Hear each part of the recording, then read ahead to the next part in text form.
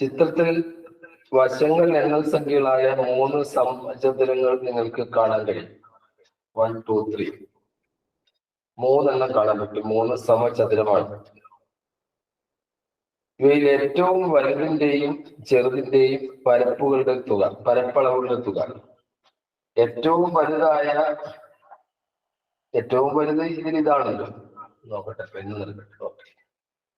ഏറ്റവും വലുതായ ഇതും ഏറ്റവും ചെറുതായ ഇതിന്റെയും തുക രണ്ടു കൂടി കൂട്ടിയാൽ കിട്ടുന്നത് 40 സെന്റിമീറ്റർ സ്ക്വയറാണ്. 40 സെന്റിമീറ്റർ സ്ക്വയറാണ് ഇത് രണ്ടും കൂടി കൂട്ടിയാൽ കിട്ടുക. നിങ്ങളോട് ചോദ്യം എന്താണ്? ഈ രൂപത്തിന്റെ ചുറ്റളവ് എത്രയാണ്? ചുറ്റളവ് എന്ന് പറഞ്ഞാൽ ചുറ്റുമുള്ള അളവാണ്. ഇംഗ്ലീഷ് വേർഷൻ ഞാൻ ഒന്നുകൂടി വായിക്കാം. ഇംഗ്ലീഷ് വേർഷൻ ഇതാണ്. In the picture, we see 3 squares whose sides lengths are natural numbers. The sum of the area of the largest and smallest is 40 centimeters square. Then what is the perimeter of this shape? ഞാൻ ആ ചോദ്യം ഒന്നുകൂടി വായിച്ചു കൊടുക്കുമ്പോൾ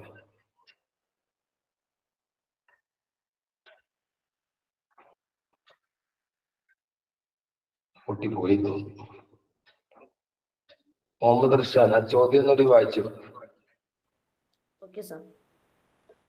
In this picture, we see 3 squares whose side length are natural numbers. The sum of the areas of the largest and smallest is 40 centimeters square. What is the perimeter of the shape? What is the perimeter of the shape? നിങ്ങൾക്ക് ആർക്കെങ്കിലും ഇതിന്റെ ഉത്തരം കിട്ടിയോ? ഞാൻ mic on ചെയ്യാം. ഇവിടെ ചർച്ച ചെയ്യുന്ന പല ചോദ്യങ്ങളും എനിക്ക് പെട്ടെന്ന് ചിലപ്പോൾ ഉത്തരം ചെയ്ത് കിട്ടിയെന്ന് വരില്ല. കാരണം സ്കോളർഷിപ്പുമായിട്ട് ബന്ധപ്പെട്ട ചോദ്യങ്ങളാണ്. ഇന്നും പങ്കെടുത്തത് 200-200-ലധികം കുട്ടികളാണ്. ആ കുട്ടികളോട് ഞാൻ ചോദിക്കുന്നു, നിങ്ങൾക്ക് ആർക്കെങ്കിലും ഇതിന്റെ ആൻസർ അറിയാമോ? ഇല്ല. Sir, excuse me, sir. അപ്പോൾ നിങ്ങൾക്ക് ഇതിന്റെ ആൻസർ അറിയില്ല. ആൻസറിലേക്ക് എത്താൻ ഞാൻ നിങ്ങൾക്കൊരു വഴി പറഞ്ഞുതരാം. കാരണം ഞാൻ അടുത്ത ക്ലാസ്സിൽ ഇതിന് സമാനമായ ചോദ്യങ്ങൾ ചോദിക്കും. ഇതൊക്കെ സ്കോളർഷിപ്പിന് ചോദിക്കാൻ സാധ്യതയുള്ള ചോദ്യങ്ങളാണ്. ഇത്തരം ഒരു ചോദ്യം നിങ്ങൾ പരിചയപ്പെട്ട് കഴിഞ്ഞാൽ ബാക്കി ചോദ്യങ്ങൾക്ക് നിങ്ങൾക്ക് സ്വന്തമായിട്ട് കണ്ടുപിടിക്കാൻ പറ്റും. ഇവിടെ ഒരു പ്രശ്നം ഇവിടെയാണ്. ഞാൻ പറഞ്ഞില്ല, ഏതൊരു ചോദ്യത്തിലും ഒരു ചെറിയ ഒരു ലേഡർ നമുക്ക് തരും, ഒരു എണ്ണി. അതിൽ നിന്ന് കയറി പോകാം. 2 കൂട്ടിയാൽ 40 സെന്റിമീറ്റർ സ്ക്വയർ കിട്ടുന്നു. ഈ 40 ആട്ടെ ഒരു സ്ക്വയർ നമ്പറും അല്ല. നിങ്ങൾ സ്ക്വയർ നമ്പറിന്റെ ടേബിളിൽ എടുത്തു നോക്കൂ. 1, 4, 9, 16, 25, 36, 49, 40 വരെയല്ലേ വേണ്ടു. ഇതിൽ ഏതൊക്കെ 2 കൂട്ടിയാലാണ് 40 കിട്ടുക? സർ 32 cm സ്ക്വയർ ആണോ? ഞാൻ ചോദിച്ചതിന് മറുപടി പറയൂ. ഇത് ഏതെല്ലാം 2 കൂട്ടിയാലാണ് 40 കിട്ടുക? 36.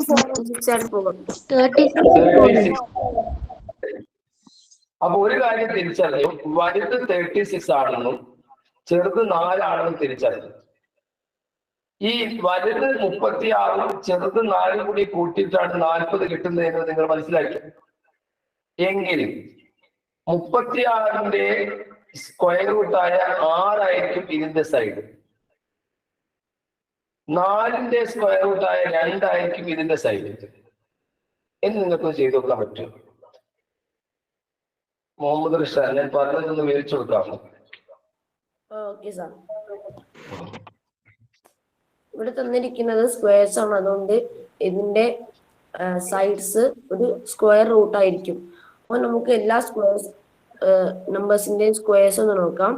1, 4, 9, 16, 25, 36, 49, 64, 81, 100. ഇതില് സമ്മ് 40 കിട്ടുന്ന രണ്ട് നമ്പേഴ്സ് എന്ന് പറയുന്നത് 36ഉം 4ഉം ആണ്. അപ്പം വലിയ സ്ക്വയറിന് നമുക്ക് 36 കൊടുക്കാം. 36ന്റെ റൂട്ടാണ് അതിന്റെ ഒരു സൈഡ് ആയിട്ട് വരിക. ചെറിയ സ്ക്വയറിന് നമുക്ക് 4 കൊടുക്കാം. 4ന്റെ സ്ക്വയർ റൂട്ടാണ് അതിന്റെ സൈഡ് ആയിട്ട് വരിക. അപ്പോൾ ഒരു വലിയ സ്ക്വയറിന്റെ 3 ഭാഗവും 6ആണ്. 36ന്റെ സ്ക്വയർ റൂട്ടായ 6 ആണ് വലിയ സ്ക്വയറിന്റെ സൈഡ് ആയിട്ട്. മൈക്ക് ഇപ്പോൾ ഓൺ ആണെന്നാണ് ഞാൻ കരുതുന്നത്. എല്ലാവരുടെയും മൈക്ക് ഓൺ ആണ്. കുട്ടികൾക്ക് ഇടപെട്ട് സംസാരിക്കാൻ പ്രശ്നമൊന്നുമില്ല. ഇത് 6ഉം ഈ സൈഡ് 6ഉം ഈ ചെറുതിന്റെ രണ്ട് സൈഡ് 2 കിട്ടിയെങ്കിൽ ഈ മൂന്നാമത്തെ ഇതിന്റെ സൈഡ് അല്ലേ 4.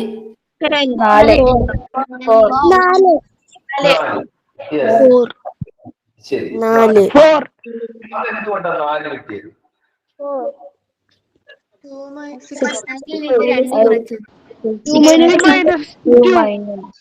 6 minutes. നിങ്ങൾക്ക് ഇതിന്റെ ചുറ്റും ഒന്ന് നടന്നു നോക്കാം. ഇതിന്റെ ചുറ്റും ഒന്ന് നടന്നു നോക്കുക. എത്രയാണ് കിട്ടുന്നത്? ചുറ്റളവാണല്ലോ. 36 32 ആണ്. 32 എത്ര പേർക്ക് കിട്ടിയിട്ടുണ്ട്? എനിക്ക് കിട്ടിയിട്ടുണ്ട്.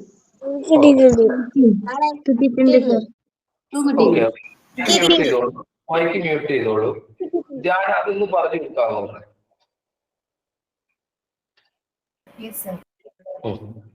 നമ്മളെ ഫസ്റ്റ് സ്ക്വയറിന്റെ ലെങ്ത് കിട്ടിയിരിക്കുന്നത് ഈ ക്വസ്റ്റ്യനിൽ തന്നെ പറഞ്ഞിട്ടുണ്ട്. ഈ ഒരു ഫിഗറിൽ ഏറ്റവും വലിയ സ്ക്വയറിന്റെയും ഏറ്റവും ചെറിയ സ്ക്വയറിന്റെയും ഏരിയാസ് കൂട്ടിയാൽ കിട്ടുന്നത് 40 ആണ്. അപ്പോൾ 40 കിട്ടുന്ന രണ്ട് സ്ക്വയർ നമ്പേഴ്സ് 36ഉം 4ഉം ആണ്. അങ്ങനെ നമുക്ക് മനസ്സിലായി വലിയ സ്ക്വയറിന്റെ ഏരിയ 36 ആണെന്ന്, ചെറിയ സ്ക്വയറിന്റെ ഏരിയ 4 ആണെന്ന്. അപ്പം 36ന്റെ സ്ക്വയർ റൂട്ടായ 6 ആയിരിക്കും വലിയ സ്ക്വയറിന്റെ ഒരു സൈഡും, 4ന്റെ സ്ക്വയർ റൂട്ടായ 2 ആയിരിക്കും ചെറിയ സ്ക്വയറിന്റെ ഒരു സൈഡ്. അപ്പൊ നമുക്ക് രണ്ട് മെഷർമെന്റ്സ് കിട്ടി. 6ഉം 2ഉം നമുക്ക് മെഷർമെന്റ്സ് കിട്ടി. ഇനി ബാക്കിയുള്ള ഒരു സ്ക്വയറിന്റെ കൂടി ലെങ്ത് നമുക്ക് അറിയണം. നമ്മൾ 6 - 2 അല്ല 6 നമ്മൾ ചെറിയ സ്ക്വയർ വലിയ അതിന്റെ മിഡിൽ സൈസുള്ള സ്ക്വയറിന്റെ പകുതി ആക്കിയിട്ടാണ് വരച്ചിരിക്കുന്നത്. അപ്പം അങ്ങനെയാണ് നമുക്ക് മിഡിൽ ആയിട്ടുള്ള സ്ക്വയറിന്റെ ലെങ്ത് എന്ന് പറയുന്നത് 4 കിട്ടിയത്. അപ്പം ഇതൊക്കെ കൂട്ടിക്കഴിഞ്ഞാൽ അതായത് 6 + 6 + 6 + 2 + 2 + 4 + 4 നമുക്ക് ചെയ്താൽ കിട്ടുന്നത് 32 ആണ്.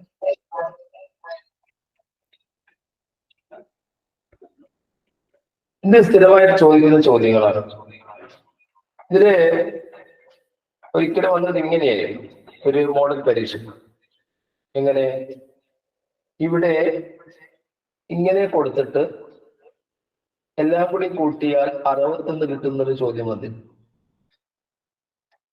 എല്ലാം കൂട്ടിയാൽ എന്ന് പറഞ്ഞാല് ഇതിലെ ചെറുതും വലുതും ഞാൻ കഴിഞ്ഞ ദിവസം പറഞ്ഞതാണ്. ചെറുതെല്ലാം ഒരേപോലെയാണ്. അപ്പം ഇതെല്ലാം ഒരേ സ്ക്വയർ ആണ്. ഇതെല്ലാം കൂട്ടിയാൽ 61 സെന്റിമീറ്റർ സ്ക്വയർ കിട്ടും എന്നാണ് അന്ന് പറഞ്ഞിരുന്നത് ചോദ്യം. ഈ 61 കിട്ടണമെങ്കിൽ നിങ്ങൾ ആദ്യം ഈ സ്ക്വയർ നമ്പറിലേക്ക് ഒന്ന് പോയി നോക്കണം. 1, 4, 9, 14, 25, 36, 49 ഇങ്ങനെ പോകുന്ന സംഖ്യകളിൽ ഏതെല്ലാം രണ്ടെണ്ണ കൂട്ടിയാണ് 61 കിട്ടുക?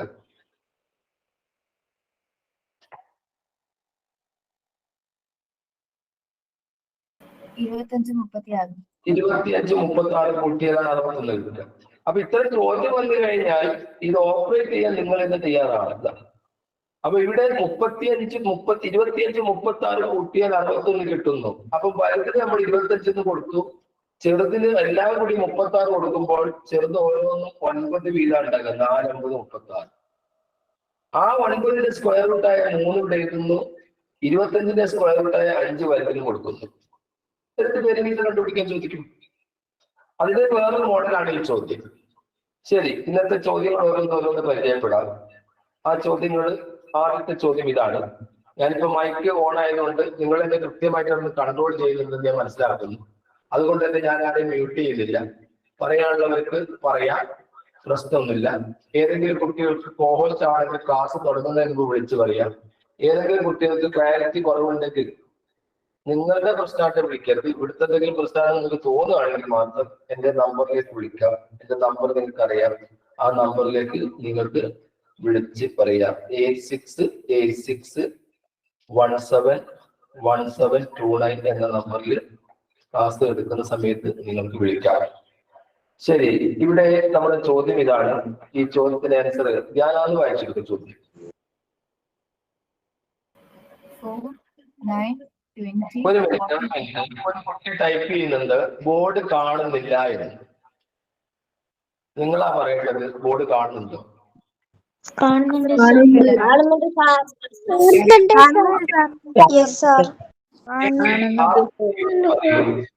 ആ കുട്ടിയുടെ പ്രശ്നമാണ്, ആ കുട്ടിയുടെ ഫോണിന്റെ പ്രശ്നമാണ്. നിങ്ങളുടെ അവിടുത്തെ പ്രശ്നം കൊണ്ട് ഇങ്ങോട്ട് വിളിക്കരുത്. ഓക്കെ, ഞാൻ ഈ ചോദ്യം വായിക്കാം. 4, 9, 20, 43, 90 dash. Options are 185, 172, 179, 165. ഓക്കെ, ഒരു കുട്ടി അതിന്റെ അടുത്ത് വിളിക്കുന്നുണ്ട്. ഞാൻ പറഞ്ഞാൽ അവർ വിളിക്കുകയും ചെയ്യും. നോക്കിക്കോളെ എന്താ നോക്കട്ടെ പ്രശ്നം.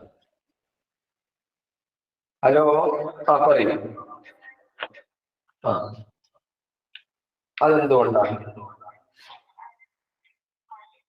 ഡിസ്മിസ് കാണിക്കാൻ? വേറെ ഏതെങ്കിലും ഫോണിൽ ശ്രമിച്ചു നോക്കും. വേറെ ഏതെങ്കിലും ഫോണിൽ തൽക്കാലം ശ്രമിക്കും കേട്ടോ. ശരി ശരി ശരി, ഓക്കെ. ആ, ഞാൻ ഓപ്ഷൻസ് ഏതൊക്കെയാണ്? ഞാനൊന്ന് വീഡിയോ തീർക്കുന്നത് കാരണം നേരത്തെ ഫോമോസ് ആക്കിയിരുന്നു. വേറെ ഐ ഡി കയറി കൊണ്ടാ പോയത്. ശരി, വേറെ ഏതെങ്കിലും ഐ ഡി പറയും.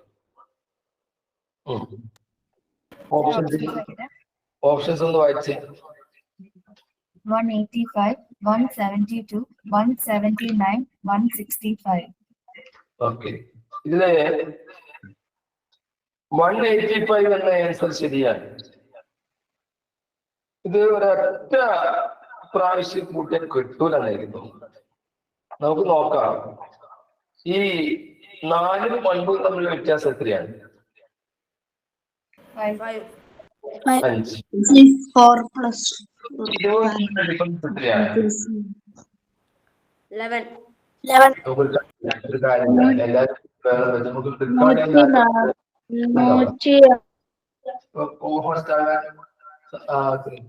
ഓക്കെ ഓക്കെ, പറയൂ. 4 9 തമ്മിലുള്ള വ്യത്യാസം എത്രയാണ്? 5. 5. 9 20 തമ്മിലുള്ള വ്യത്യാസം എത്രയാണ്? 11. 11. ഇനി 20 40 തമ്മിലുള്ള ഡിഫറൻസ് എത്രയാണ്? 23. 23. 43 90 തമ്മിലുള്ള വ്യത്യാസം എത്രയാണ്? 47. 47. ശരി, ഇങ്ങനെയാണെങ്കിൽ നമുക്കിതൊന്ന് മാറ്റി എഴുതാം. 5, 11, 23, 47. ശരി, 5ഉം 10ഉം തമ്മിൽ വ്യത്യാസം എത്രയാണ്? 6. 6. 6ഉം 23 തമ്മിലുള്ള ഡിഫറൻസ് എത്രയാണ്? 12. 12. 23 47 തമ്മിലുള്ള ഡിഫറൻസോ? 24. 24. ഇനി എത്രയാണ് 47 ഞാൻ ആഡ് ചെയ്യേണ്ടത്? 48. 48. എത്ര കിട്ടും? 95. 95. ഈ 90ന്റെ കൂടെ 95 കൂട്ടിയാൽ എത്രയാണ്? 185. 185. ഇതാണ് ആൻസർ. ഇത് മനസ്സിലാകാത്തവരുണ്ടെങ്കിൽ ഇപ്പൊ ചോദിക്കാൻ ഞാൻ മൈക്ക് ഒന്ന് ഓൺ ചെയ്യാണ്. മനസ്സിലായിട്ടില്ലെങ്കിൽ ഇനിയും പറഞ്ഞു തരാം. യെസ്, മൈക്ക് ഓൺ ആണ്, പറയൂ.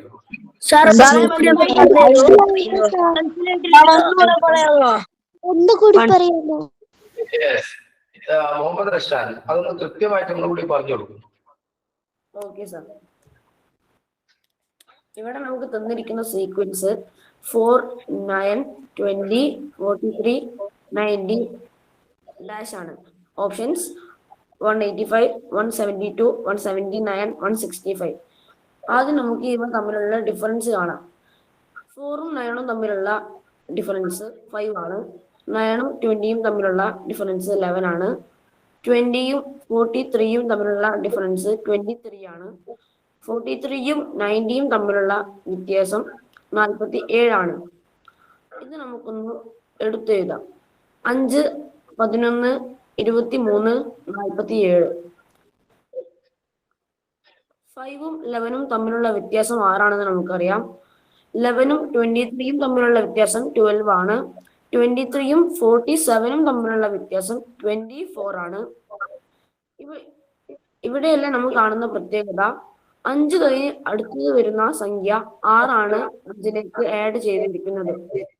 11 കഴിഞ്ഞ് അടുത്ത സംഖ്യയായ 12 ആണ് 11ന്റെ കൂടെ ആഡ് ചെയ്തിരിക്കുന്നത്. അങ്ങനെ നമുക്ക് 23 കിട്ടും. 23യുടെ അടുത്ത സംഖ്യയായ 24 23യുടെ ആഡ് ചെയ്യുമ്പോൾ 47 കിട്ടും.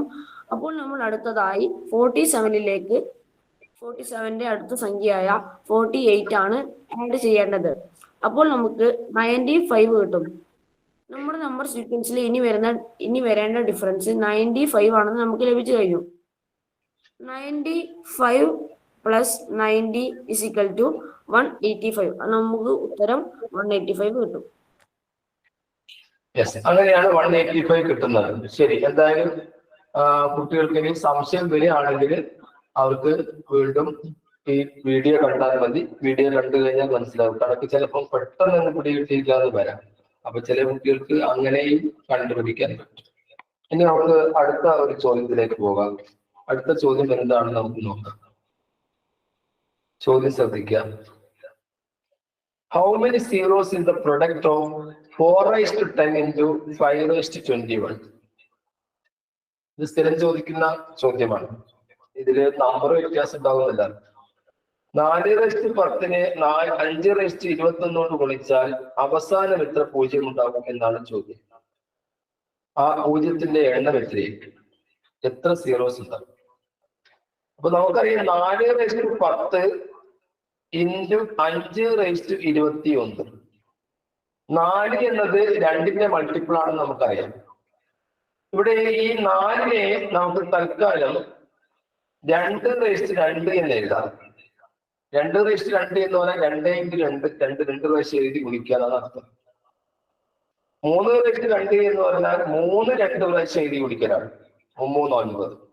അപ്പൊ ഇവിടെ ഈ ഒരു കാര്യം ശ്രദ്ധിക്കേണ്ടത്, പിന്നെ 2⁻2 എന്ന് 4 എഴുതി, എന്നിട്ടൊരു ബ്രാക്കറ്റ് കൊടുത്തു. ആ ബ്രാക്കറ്റ് കൊടുത്തിട്ട് ബ്രാക്കറ്റിന്റെ പുറത്തേക്ക് 10 നമ്മൾ എഴുതുകയാണ്. 10 into 5⁻21 എന്ന് എഴുതി. നമുക്ക് ഈ 2⁻2 × 10 എന്ന് എഴുതിയിട്ട് 2⁻20 ആക്കാം. 2⁻20 into 5⁻21 എന്ന് എഴുതാം.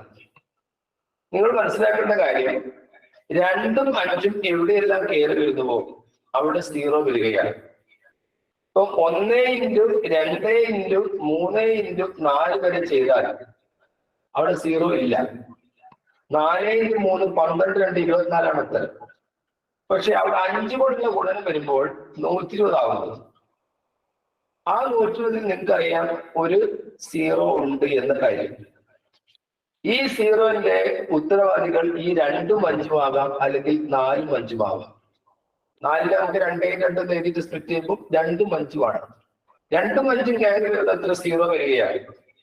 1 മുതൽ 10 വരെ ഗുണിക്കുമ്പോൾ അവിടെ 2 സീറോസ് ആണ് അവിടെ വരുന്നത്. കാരണം 10ലുള്ള ഒരു 0വും ഈ 2ഉം 5ഉള്ള 0. അപ്പം അത് വേറെ രീതിയിൽ ചോദിക്കാറുണ്ട്. ഇവിടെ നമ്മുടെ പ്രശ്നം 2⁻20ഉം 5⁻21 ഇവിടെ ഏറ്റവും ചെറിയ പവർ 2ന്റേതാണോ 5ന്റേതാണോ എന്നാണ് പ്രശ്നം. ഇവിടെ 5ന്റെ പവർ 21 ആണ്, 2ന്റെ പവർ 20 ആണ്. അപ്പൊ നമ്മുടെ ആൻസറിൽ പവർ കുറഞ്ഞതാണ്, 20 സീറോസ് ഉണ്ടാവും. There are 20 zeros. ഇതൊന്നുകൂടി വ്യക്തമാക്കി തരാം. എങ്ങനെയാണ് ഈ 0 പവർ കുറഞ്ഞത് കൊടുക്കുന്നത് നിങ്ങൾ നോക്കിക്കോളൂ. 2നെ 5 കൊണ്ട് ഗുണിച്ചാൽ നിങ്ങൾക്കറിയാം 10 ആണ്. ഇവിടെ 2ന്റെ പവർ 1 ഞാൻ 2ന്റെ പവർ കൂട്ടുകയാണ്. 2⁻2 എന്ന് എഴുതി 5⁻1 എന്നും എഴുതി. 5⁻1 5 തന്നെയാണ്. 2/2 എന്ന് പറഞ്ഞാൽ 4 4 × 5 20 ഇവിടെ ഒരു കാര്യം, പവർ കുറഞ്ഞത് 5 അതുകൊണ്ട് ഒരു 0 ആണ് വന്നിരിക്കുന്നത്. ഇനി നമുക്ക് 2/3 എന്ന് എഴുതിയിട്ട് 5/2 എന്ന് എഴുതി വെക്കാം.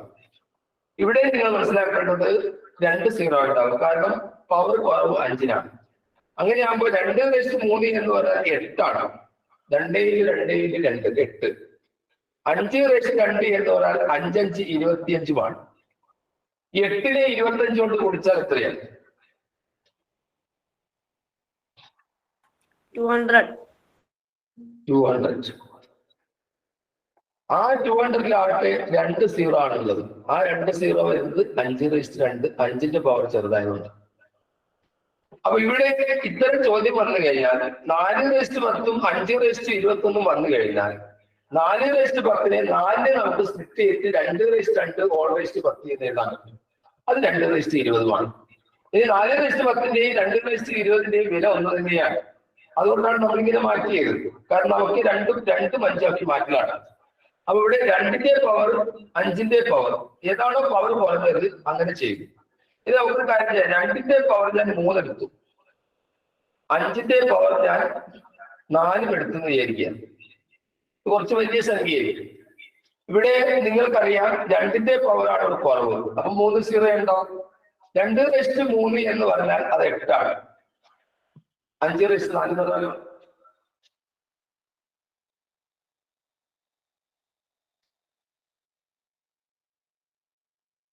ഉണ്ടതല്ലേ? ഞാനൊന്ന് മൈക്ക് ഓൺ ചെയ്ത് നോക്കട്ടെ, ആരെയും പറയുന്നു. 5/4 എന്ന് പറഞ്ഞാൽ എത്രയാണ്? 625. ശരി, ശരിയാണ്. 625. ഒന്ന് ടൈപ്പ് ചെയ്താൽ മതി. മുഹമ്മദ് റഷീദ് നോക്കി വായിക്കുന്നു.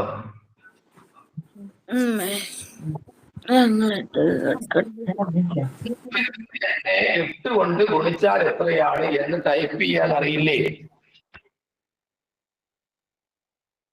മുഹമ്മദ് റഷീദ് അത് നോക്കി വായിക്കടോ.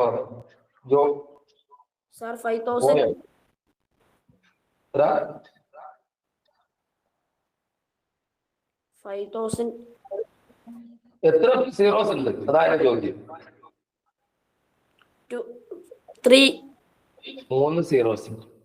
അപ്പൊ നമുക്ക് 3 സീറോസ് ഉള്ള 5,000 കിട്ടുമ്പോൾ അവിടെ ഈ 2/3 5/4 പവർ കുറഞ്ഞത് 2 അതുകൊണ്ടാണ് 3 സീറോസിൽ സംഖ്യ വന്നിരിക്കുന്നത്. ശരി, അടുത്ത ചോദ്യത്തിലേക്ക് പോകാം. യെസ്, അടുത്ത നല്ല രസകരമായ ചോദ്യമാണ്. ആ ചോദ്യം ഒന്ന് വായിക്കാം.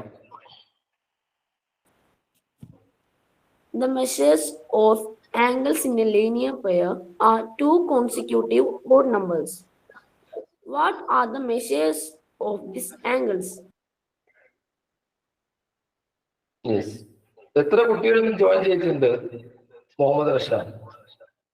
Sir, 292. 292 നല്ല നമ്പറാണ്. 292 കുട്ടികളുണ്ടല്ലോ. നന്നായിട്ട് പഠിച്ചോളൂ. ഇത്തരം ചോദ്യങ്ങളാണ് നമ്മുടെ പരീക്ഷയ്ക്ക് വരിക. USSന്റെ കണക്കിന്റെ പരീക്ഷയും NMMSയുടെ സാറ്റിലെ കണക്കിന്റെ പരീക്ഷയും ന്യൂമാത്സിന്റെ പരീക്ഷയും പരീക്ഷ കഴിഞ്ഞ് പുറത്തേക്ക് ഇറങ്ങുമ്പോൾ പല കുട്ടികളും പറയുന്ന കാര്യമാണ് കണക്ക് ടഫായിരുന്നു. എന്തുകൊണ്ടാണ് അങ്ങനെ പറയുന്നത്? നിങ്ങൾ ഈ രീതിയിലുള്ള കണക്കുകൾ ചെയ്ത് പഠിച്ചിട്ടില്ല, അതുകൊണ്ട് ടഫാണ്. ഈ സ്കോളർഷിപ്പിന്റെ പരീക്ഷ എന്ന് പറഞ്ഞാൽ അത് സെലക്ട് ചെയ്ത കുട്ടികൾക്കുള്ള പരീക്ഷയാണ്. എല്ലാ കുട്ടികളും എഴുതുന്നില്ലല്ലോ. അങ്ങനെ സെലക്ട് ചെയ്ത കുട്ടികളുടെ പരീക്ഷ നിങ്ങൾ അറ്റൻഡ് ചെയ്യുമ്പോൾ നിങ്ങൾ നന്നായിട്ട് പ്രാക്ടീസ് ചെയ്യേണ്ടതുണ്ട്. എല്ലാ ചോദ്യങ്ങളും പരിചയപ്പെട്ടിട്ടുണ്ട്. ഇവിടെ ലീനിയർ പെയറിൽ 2 അളവുകൾ 2 കോൺസിക്യൂട്ടീവ് ഓഡ് നമ്പേഴ്സ് ആണെന്ന് പറയുന്നത്. അപ്പോൾ തുടർച്ചയായ 2 ഒറ്റസംഖ്യകളാണ് പോലും. ഏതൊക്കെയായിരിക്കും ആ ഒറ്റസംഖ്യകൾ? 89, 91. 89 ആണ്, 91 ആണ്. രണ്ടും കൂടി കൂട്ടിയാൽ 180 കിട്ടുകയും ചെയ്യും. അപ്പൊ ഇതൊരു പരീക്ഷയ്ക്ക് വന്ന ഒരു ചോദ്യം. ആരോ 63 63 എഴുതിയിട്ടുണ്ട്, അത് തെറ്റാണ്. അടുത്ത ചോദ്യം നല്ലൊരു ചോദ്യമാണ്. ആ ചോദ്യം ഒന്ന് വായിച്ചു.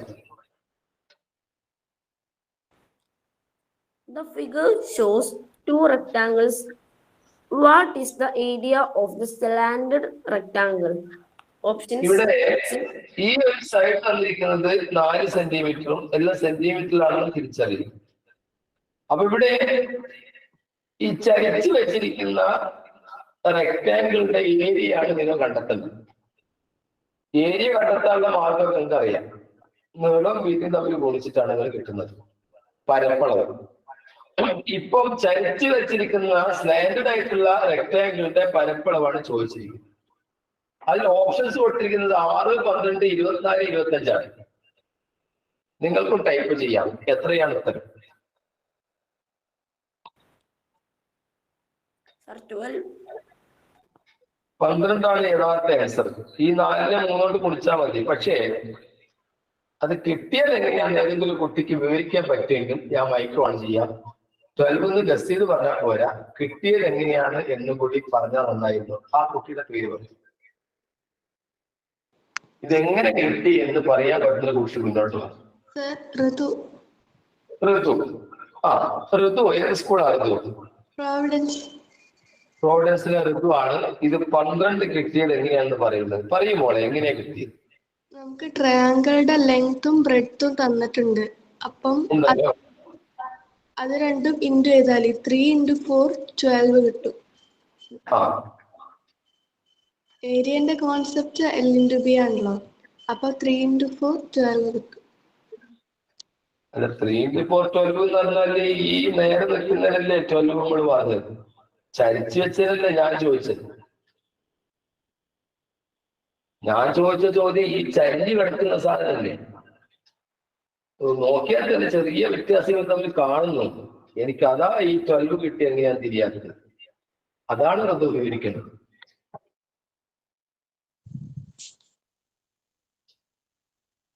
അതൊന്ന് സമർത്ഥിക്കണ്ടേ. നമ്മളിപ്പോ ഒരാളുടെ കാര്യം പറയുമ്പോൾ ഋതു ഇങ്ങനെയാണ് കിട്ടിയെന്ന് പറഞ്ഞു കൊടുക്കണ്ടേ?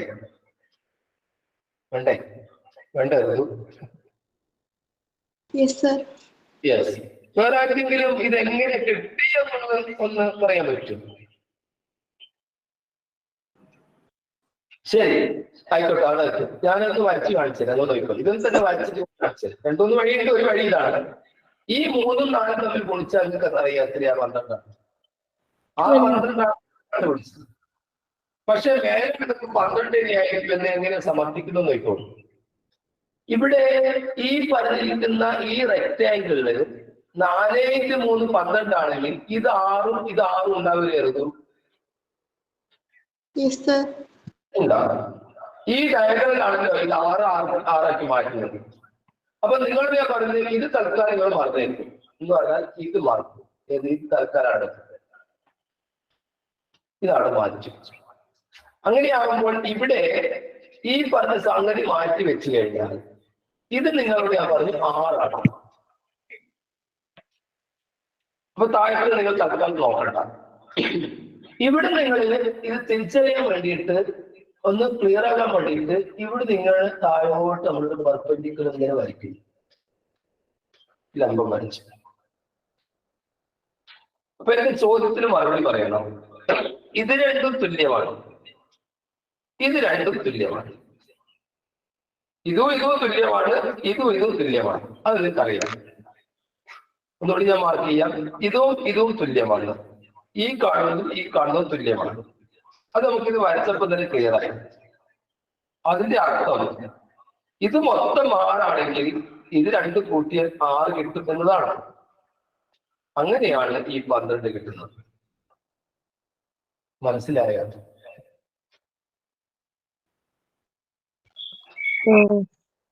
മറ്റു കുട്ടികൾ എന്ത് പറയും? മനസ്സിലായി.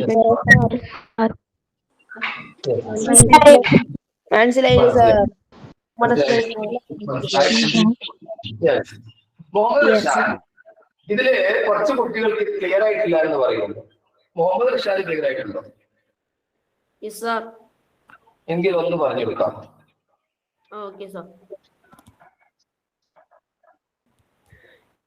ഇവിടെ നമുക്ക് തന്നിരിക്കുന്ന ആദ്യത്തെ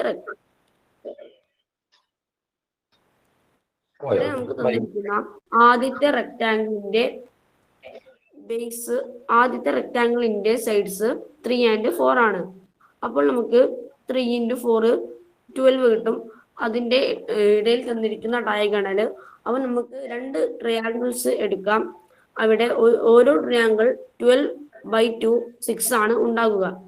അപ്പോൾ നമുക്ക് മേലത്തെ ട്രയാങ്കിളിന്റെ നടുവിലായി ഒരു വര വരയ്ക്കാം. അങ്ങനെ വരയ്ക്കുമ്പോൾ ഇങ്ങോട്ടൊരു വര വരച്ചിട്ട് ഈ വര വരച്ച് നോക്കുമ്പോൾ ഈ വര വരയ്ക്കുമ്പോൾ 1 2, അതായത് ഞാൻ ആ വര കൃത്യമായിട്ടൊന്ന് വരച്ച് കാണിച്ചത്, കൃത്യമായിട്ട് വരച്ച് കാണിച്ചത്, നീല കളറിൽ വരച്ച് കാണിച്ചത്.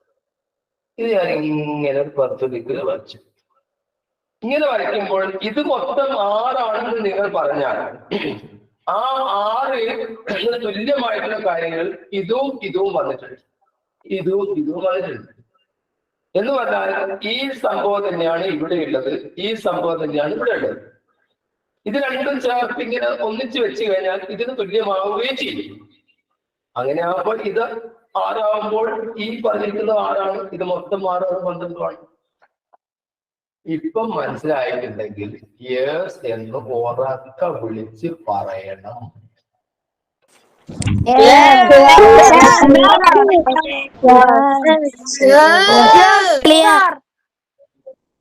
ശരി, കുറെ യെസ് വന്നു. ശരി, ഇനി നമുക്ക് ഇന്ന് കൂടുതൽ ചോദ്യങ്ങളില്ല, കാരണം കുട്ടികൾക്ക് ഇന്നൊരു ഒഴിവ് ദിവസമായത് കൊണ്ട് നേരത്തെ പോകേണ്ട കുട്ടികളൊക്കെ പറഞ്ഞിട്ടുണ്ട്.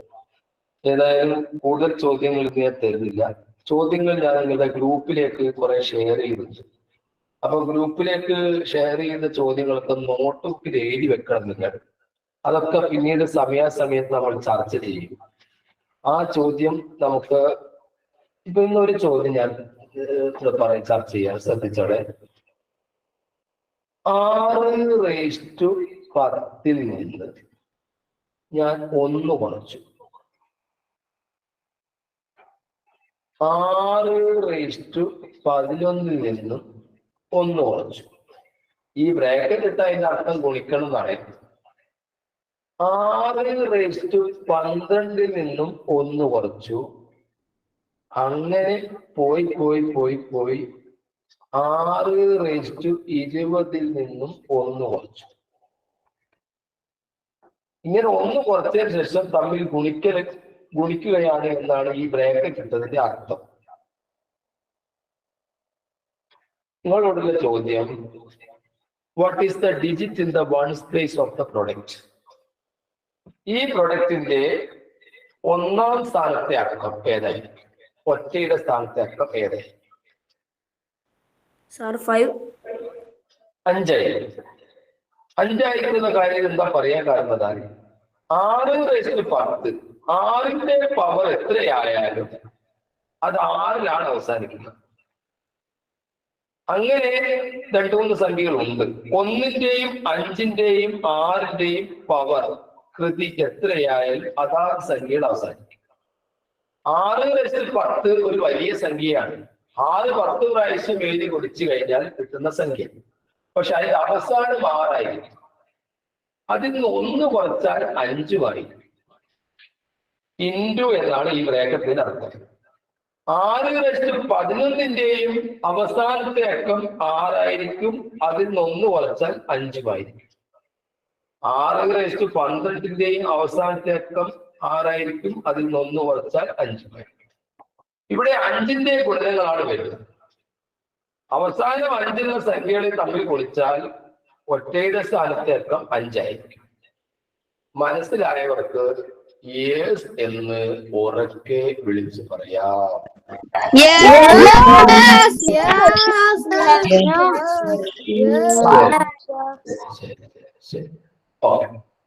അപ്പോൾ യെസ് എന്ന് പറഞ്ഞതിന് ശേഷം ഞാൻ മൈക്ക് ഓഫ് ചെയ്തു. ഇനി ഞാൻ നിങ്ങൾക്ക് ഒരു ചോദ്യം തരാം. ആ ചോദ്യത്തിന് ആൻസർ നിങ്ങൾക്ക് കണ്ടുപിടിക്കാനാവും നോക്കട്ടെ. USSകാരോടും അല്ലാത്തവരോടൊക്കെ ചോദിക്കുന്ന ചോദ്യമാണ്. ചോദ്യം ഇതാ, പിടിച്ചോളൂ. One year in 19th century, the mathematician De Morgan remarked, "My age now is the square root of this year." When was he born? ആ ചോദ്യം വായിച്ചെടുക്കുക Muhammad Rasheed. Okay, sir. 1 year in 19th century, the mathematician Dogan. ഡിമോർഗൻ ആണ്. അത് ഞാൻ പറഞ്ഞ ചെറിയ തെറ്റ് പറ്റിയതായിരിക്കും, അതുകൊണ്ടായിരിക്കും ഇങ്ങനെ വന്നത്. അയാളുടെ പേര് ഡിമോർഗൻ ആണ്. വളരെ പ്രസിദ്ധമായ മാത്തമാറ്റീഷ്യനാണ്. ഡി മോർഗൻ എന്നാണ് പറയുന്നത്. D Morgan. Okay. D. Morgan remarked, "My age now is the square root of this year." When was he born? When was he born എന്നാണ്. അപ്പൊ ഇത് ഓപ്ഷൻ തന്നാൽ കുറച്ചുകൂടി സൗകര്യമായിരിക്കും. 1892 B, option B. 1806 option C.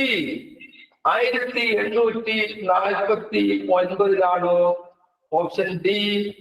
1936 Malayalam ഒന്നുകൂടി ഞാൻ വായിക്കാം. 19ാം നൂറ്റാണ്ടിന്റെ ഒരു വർഷത്തിൽ ഡിമോർഗൻ എന്ന ഗണിതശാസ്ത്രജ്ഞൻ പറഞ്ഞു, ഈ വർഷത്തിന്റെ വർഗമൂലമാണ്, സ്ക്വയർ റൂട്ടാണ് ഇപ്പോഴത്തെ എന്റെ വയസ്സ്. ഏത് വർഷമാണ് അദ്ദേഹം ജനിച്ചത്? ഇത് മനസ്സിലാക്കാൻ വേണ്ടി ഞാൻ ചെറിയൊരു എക്സാമ്പിൾ നമുക്ക് വാർത്തരാം.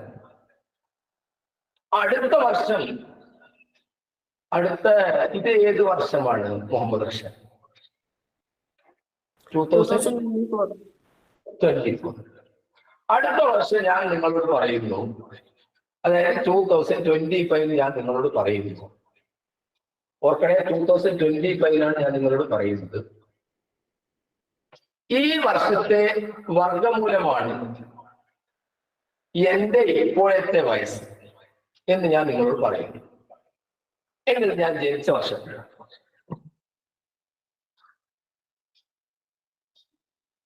2025 സ്ക്വയർ റൂട്ടാണ് ഇപ്പോഴത്തെ എന്റെ വയസ്സ് എന്ന് ഞാൻ പറഞ്ഞാൽ ഞാൻ ജനിച്ചത് എപ്പോഴായിരിക്കും? ഞാൻ മൈക്കൊന്ന് ഓൺ ചെയ്യുന്നുണ്ട്, മറ്റുള്ള കുട്ടികൾ ചിന്തിച്ചിക്കോന്ന് അറിയട്ടെ. പറയും മക്കളെ, നല്ലൊരു ചോദ്യമാണ്, നിങ്ങൾ മനസ്സിലാക്കിയ വളരെ നല്ലതാണ്. 1945.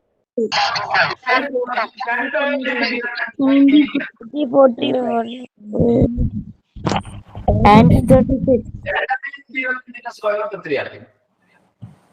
1806 ആണോ? 45. നിങ്ങൾ ഈ ചോദിച്ചതിന് മറുപടി അറിയൂ. 2025 സ്ക്വയർ റൂട്ട് എത്രയാണ്? 45. അപ്പൊ ഞാൻ നിങ്ങളോട് പറയുന്നു, 2025 എനിക്ക് 45 വയസ്സായിരുന്നു. ഞാൻ ജനിച്ചതോ? 1980. എന്താണ് ചെയ്യേണ്ടതെന്ന് പറഞ്ഞാൽ മതി. ഈ 45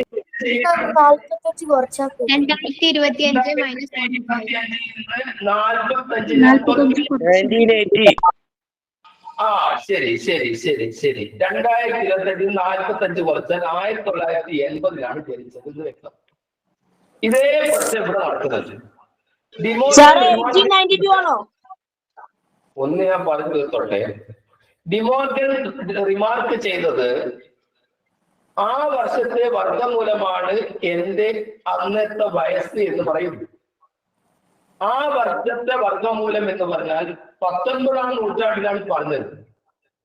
19ാം നൂറ്റാണ്ട് വരുമ്പോൾ ഇതിൽ വരാത്ത ഒരാളുണ്ട്. 1936 വരില്ല. 1936 നൂറ്റാണ്ട 20ാം നൂറ്റാണ്ടല്ലേ?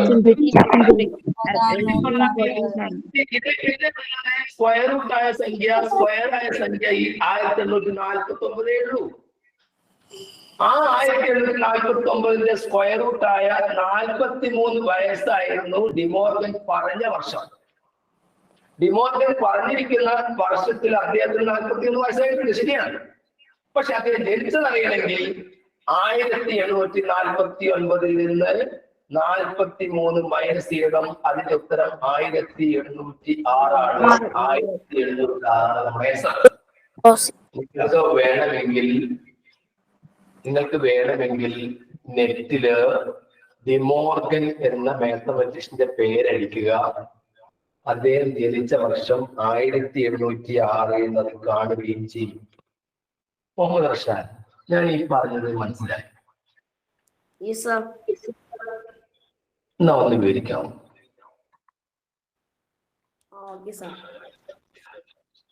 ഇവിടെ നമുക്ക് തന്നിരിക്കുന്ന question, 1 year in the 19th century, the mathematician De Morgan remarked, my age now is the square root of this year. When was he born എന്നാണ്. അപ്പോൾ ആദ്യം നമുക്ക് 19th സെഞ്ചുറി എന്ന് പറയുന്നത് കൊണ്ട് നമ്മുടെ ഓപ്ഷൻസിൽ നിന്ന് 1936 നമുക്ക് ഒഴിവാക്കാം. ബാക്കിയുള്ള 3ൽ നിന്ന് 1849 സ്ക്വയർ നമുക്ക് കാണാം, അത് 43 ആണ്. അപ്പോൾ അദ്ദേഹത്തിന് അപ്പോഴുള്ള വയസ്സ് 43 ആണെന്ന് നമുക്ക് മനസ്സിലാക്കാം. 1809 നിന്ന് 43 മൈനസ് ചെയ്താൽ നമുക്ക് അദ്ദേഹം ജനിച്ച വർഷം കിട്ടും. അത് നമുക്ക് 1806 ആണ് കിട്ടുക. അന്ന് ഈ പരീക്ഷയ്ക്ക് ഈ ചോദ്യം വന്നപ്പോൾ 2 വർഷം മുമ്പ് പരീക്ഷയ്ക്ക് വന്ന ചോദ്യം, ഈ ചോദ്യം വന്ന സമയത്ത് മിക്ക കുട്ടികളും 1936 എഴുതി. അത് തെറ്റാണ്. ചില കുട്ടികൾ ഒരു സ്ക്വയർ നമ്പർ ആയ 1849 എഴുതി. ആ 49 പറയുമ്പോൾ അദ്ദേഹം ജനിച്ച വർഷം അല്ല, അദ്ദേഹം പറഞ്ഞ വർഷമാണ്. ഞാൻ ഈ പറഞ്ഞതുപോലെ 2025 ഞാൻ പറയുന്നു എനിക്ക് 45 വയസ്സായി എന്ന് പറഞ്ഞാൽ അതിന്റെ അർത്ഥം ഞാൻ ജനിച്ചത് 2025 അപ്പോൾ ആ 2025 45 മൈനസ് ചെയ്യണ്ടേ? അതേപോലെ 1849 എഴുതി കുട്ടികൾ തെറ്റിച്ചു. അതിൽ നിന്ന് അതിന്റെ സ്ക്വയർ റൂട്ടായ 43 കുറച്ചിട്ട് കിട്ടുന്ന 1806 ആണ് നമ്മുടെ ആൻസർ. മനസ്സിലായ കുട്ടികൾക്ക് യേഴ്സ് എന്ന് ഉറക്കെ വിളിച്ച് പറയാം.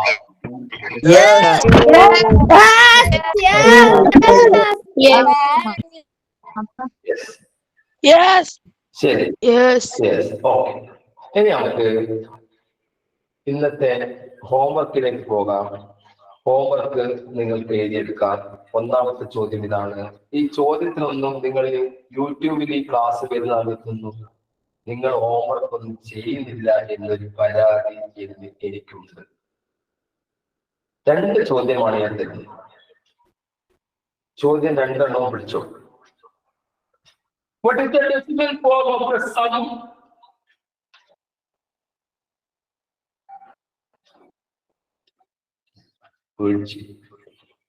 What is the decimal form of the sum? എന്തിന്റെ സമ്മിന്റെ ഡെസിമൽ ഫോം ആയി കാണേണ്ടത് ഇതാണ്. 1/5 പ്ലസ് 1/5 സ്ക്വയർ പ്ലസ് 1/5⁻³ പ്ലസ് 1/5⁻⁴.